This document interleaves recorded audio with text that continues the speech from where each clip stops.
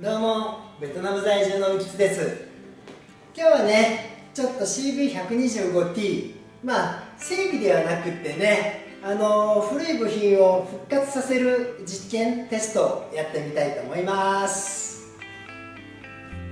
この CV125T はね、もう10年ぐらい前から使う機会が減っちゃってね、放置気味になってて、特に1年以上前かな、もう全然乗らなくなっちゃって、知り合いのガレージにバイク仲間のガレージのところに預かってもらってたんですよ。でただ今ちょっと郊外の方に引っ越したんでね、その関係でこれを使おうと思って引っ張り出してきた時にガレージに保管してもらってたんで、問題はというか、その車体にね、大きな問題はなかったんですけども、キャブの方ちょっと放置した関係と、ガレージに置いてたというよりかは、それより前もねあんまり使ってなかったんでオーバーフローしたんですよ。でオーバーフローして、その時はその場しのぎでね、これ下だけ外して、フロートバルブを掃除して、戻して、今その状態なんですけども、本当はねキャブレター外して掃除したいんですけども、こいつがねツインキャブでちょっとかなり狭いところに入ってるのと、この部品インシュレーターっていうんでしたっけ、ちょっと正式名称忘れちゃいましたが、これが硬くなっててね、後ろ側も硬くなってるんで、取り外しと取り付けがねかなり困難なんですよ。でこのゴムをね、ツーストオイルとか廃油につけてね柔らかくするっていうのがネット上とか YouTube で動画が出てるんで、ちょっと私もねそれをやってみたいと思ってます。今回ねこれキャブの部品は取り外さずに、以前外して取っておいた部品でやってみようと思います。これはもう硬くなっちゃってるんですよね。向こうも硬くなってるんですけども、こんな感じかな。変形はというか、潰してもね潰れないんですよ。で反対側もこれは柔らかいんだな。でもこっち側はね硬くなってるんで、これをオイルにつけていってちょっとどうなるのか見てみたいと思います。それじゃあこれをねチャック付きの袋に入れて、オイルに浸していきたいと思います。で使うのはオイル交換で出てきた廃油、容器に入ってますけどね、新品じゃないです。古いオイルを入れるんだ。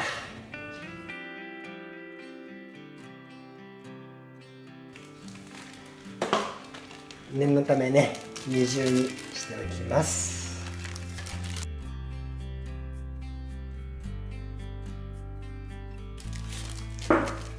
こんな感じでね袋に入れました。そんでねちょっと私の方、他の皆さんとは違うことをやろうと思ってて、同じことやっても面白くないですからね。これ圧力鍋です。圧力鍋に映ってるかな、水入れてるんですけども、水を入れてここでね煮ていきたいんですよ。ちょっと空気はなるべく少ない方がいいんだろうな。いっか。これでね煮たら柔らかくなりやすいんじゃないのかなと思ってます。こうやね、普通オイルに浸すやつってね何ヶ月も半年とか捨てなきゃいけないみたいなんですが、これで圧力かけて煮て、で多分圧力かかった状態で冷ますのかな。1日とかね置いて冷却して開けてどうなってるのか見ていきたいと思います。さあそれじゃあね、CB125T の部品を調理していきましょう。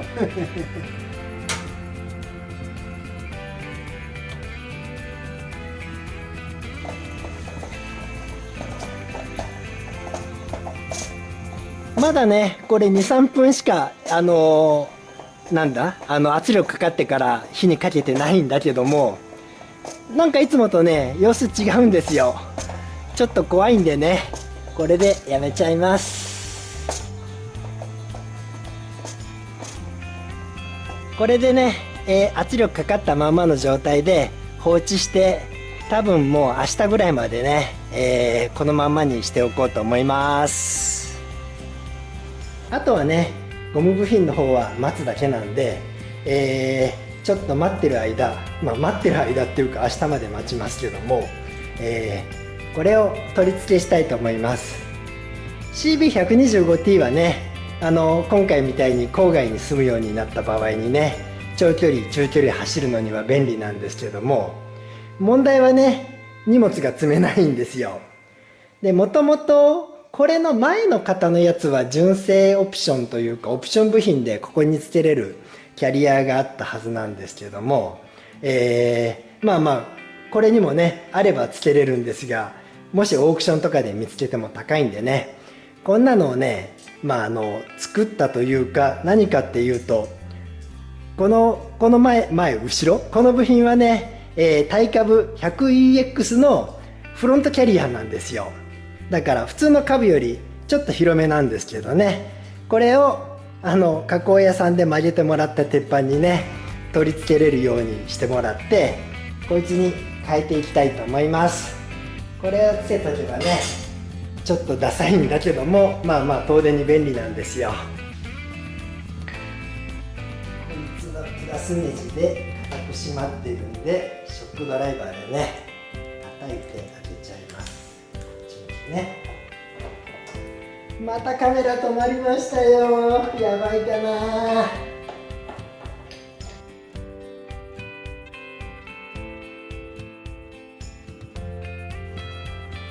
さあそんじゃねこれに変えていきます。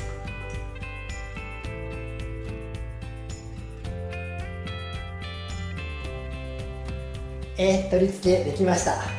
ちょっとねダサいけどこれがあればね後ろに案外大きな荷物積めるんですよ。じゃああとは明日までゴムをね冷ましてどうなってるか見ていきたいと思います。これね加熱して翌日まで待つって言ったんだけども、さっきのねこの圧力鍋の反応がちょっとおかしかったんで、まだ熱い手で触れる程度ですけどね。何時間経ったんだ、2時間ぐらい経ったのか。ちょっともうね開けちゃおうと思ってます。中はどうなってるかい。はい、うわ袋が溶けたのこれ。袋溶けちゃうんだ。カメラ回してたらね途中で止まっちゃいました。カメラの方もやばいな。そんでさっきねちょっと取り出したんだけども、結局袋がね溶けちゃったんですよ。柔らかさはいい感じだけど、これはオイルというかこのオイルと水が乳化したものがまだ熱いからですね。さっきパスパス言ってたのは詰まったんですね、中がね。ちょっと取り出します。袋がもうね完全に溶けてダメになってるんですよ。やり方変えなきゃダメですね。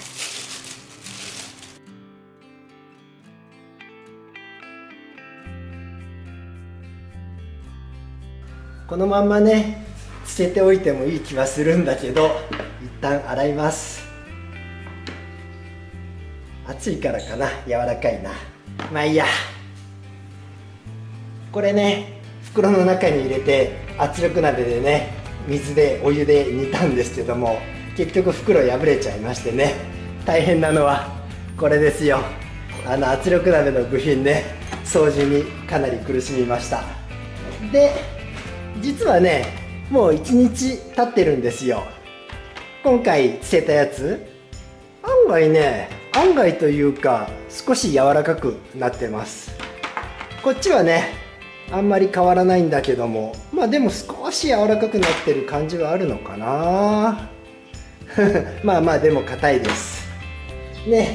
で今回ちょっと方針を変えて何をするかというと、まあ圧力鍋なんですけども、これにね、直接入れて廃油の方もね直接入れて煮ようと思うんですよ。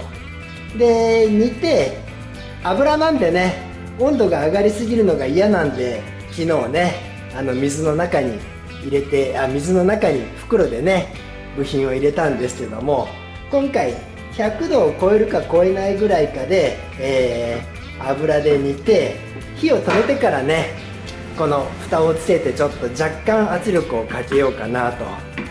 油で圧力かけちゃうとね温度上がりすぎて良くない気がするんですよ。まあまあちょっと直接入れていっちゃいます。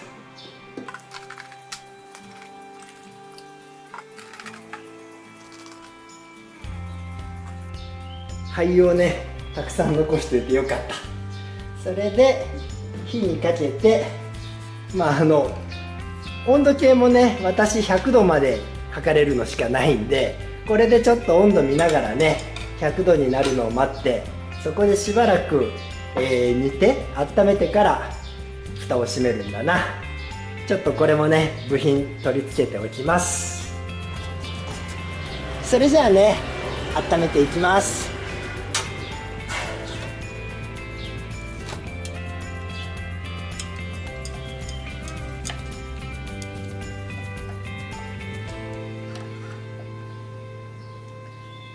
100度にねなりました。目盛りは見えないかな。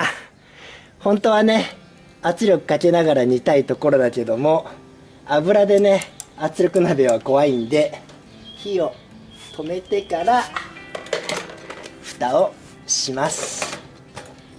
これでいいんじゃないかい。少しは圧力かかるんじゃない。これね鍋に廃油入れて煮て2日経ってるんですよ。昨日忙しくって開けることできなくってね。ちなみにこれ油を入れて加熱してるんでね圧力かけるの怖かったんで、火を止めてから蓋しましたけど、ここは上がりませんでしたね。だから圧力はかかってないです。まあまあいいや、とりあえず中の状態を見たい。これか。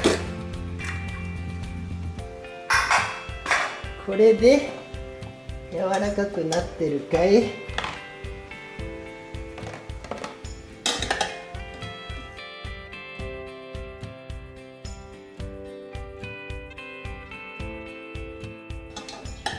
これ指突っ込も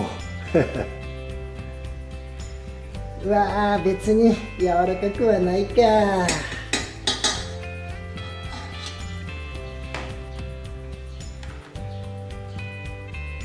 これはいい感じじゃないのかな。こっち柔らかいこっちはちょっと元が硬かったやつだな。そんでこれは変わんないのか。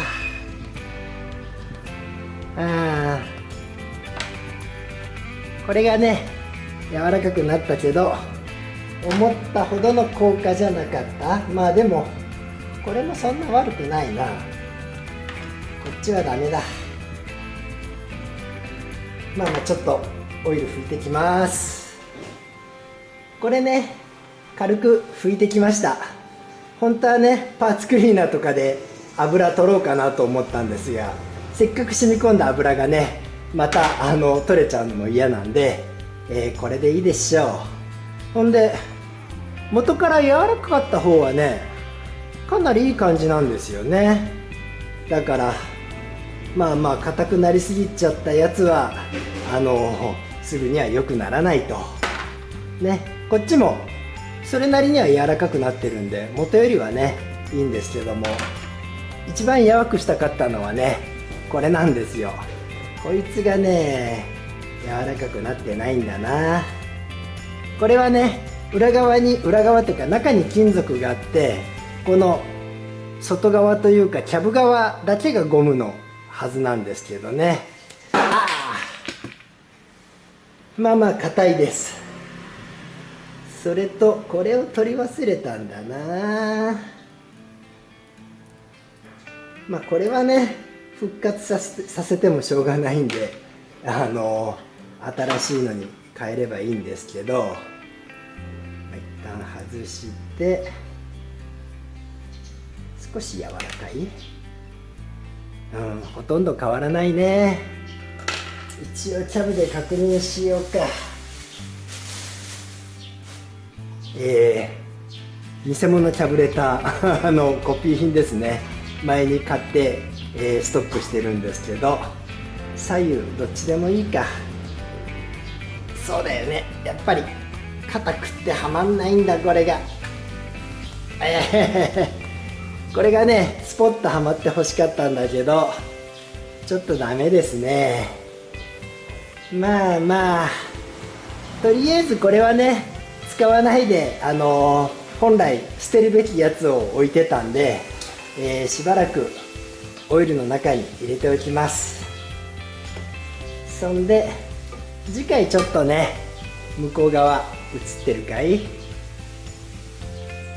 れだね、キャブレターをね念のため掃除したいんで次回取り外しして向こうのねゴムの状態も見ていきたいと思います。